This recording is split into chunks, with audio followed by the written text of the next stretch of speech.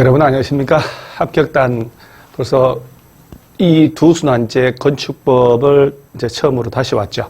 그래서 건축법을 이제 다시 두 순환제 건축법 1, 다음 주에는 2 해서 두 주간에 걸쳐 그 다음에 건축허가 건축신고.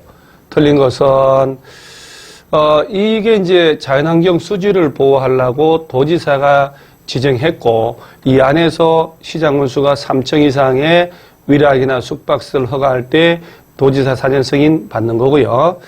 그 다음에 위락이나 숙박시설, 위락 숙박 둘 중에 하나가 용도 규모 형태가 주거나 교육 환경을 감안할 때 적합하지 않다라고 하면 심의 거쳐 건축 허가를 안 해줘 버릴 수도 있어요.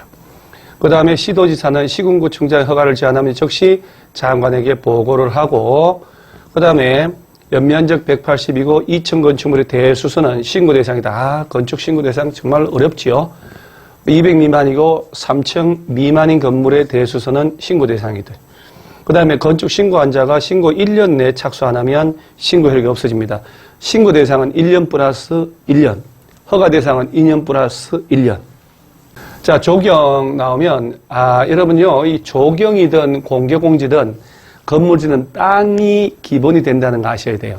연면적이 아니고 대지면적이 200 이상일 때 조경 조치를 하라. 대지가 기준이라는 거. 요거는 일본이 틀려버렸죠.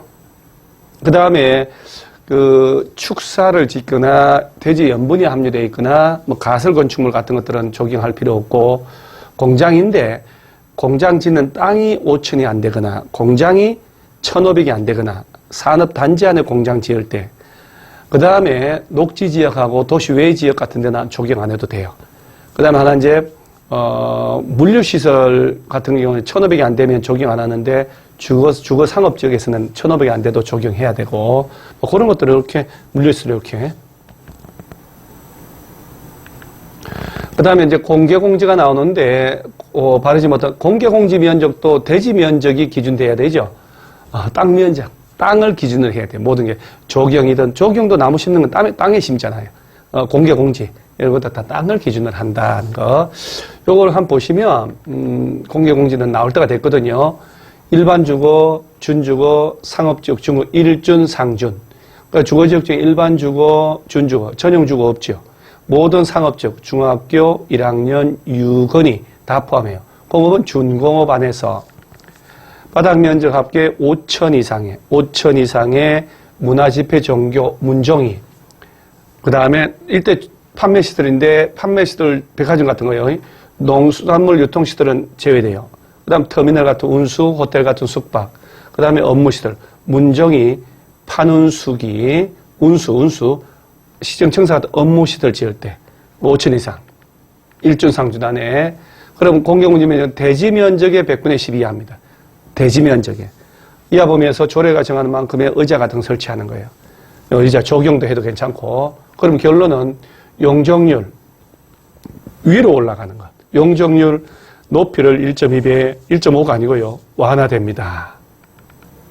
그 다음에 판매시설 같은 경우 연간 60일 정도 문화 행사를 하거나 판촉 활동에 설 수도 있다. 이렇게 이제 요 정도 이렇게 이제 오늘 문제가 한 두세 문제를 빼고는 특별하게 어려운 건 없는데 여러분들 항상 명심하실 게 지금도 보편 타당한 것 평범하지만 자주 나오는 것 먼저 정리를 해 놓으셔야 돼요.